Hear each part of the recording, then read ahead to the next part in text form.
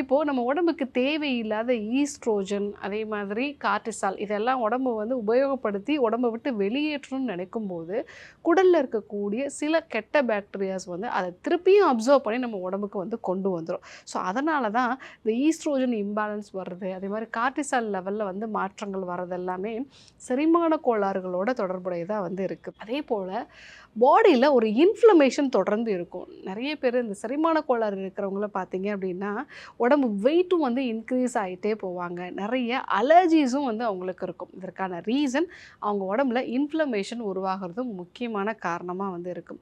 So இன்றைக்கி வாதம் சார்ந்த பிரச்சனைகள், முடக்குவாதம், அதே மாதிரி வந்து மூட்டுகளில் வந்து வலி உண்டாகிறது, இது மாதிரி நிறைய ஆட்டோ இம்யூன் டிசார்டர் குடல்லேருந்து தான் உருவாகுது அப்படிங்கிறத மருத்துவ அறிக்கைகள் வந்து நிரூபிச்சிருக்கு.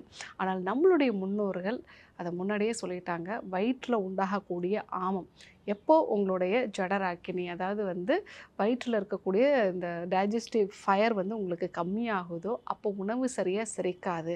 அது உடலில் ஆமமாக வந்து தேங்க ஆரம்பிக்கும் பொழுது உடல் முழுவதுமாக பாதிப்பை வந்து உண்டு பண்ணும் அப்படிங்கிறத சொல்லியிருப்பாங்க. ஸோ அப்போது உங்களுடைய குடலை முதல்ல வந்து சரி பண்ணும். ஆயுர்வேதம் ஒரு பொக்கிஷம், நம் ஆயுள் நீட்டக்கும் அற்புதம். டாக்டர் ஸ்ரீவர்மாஸ்.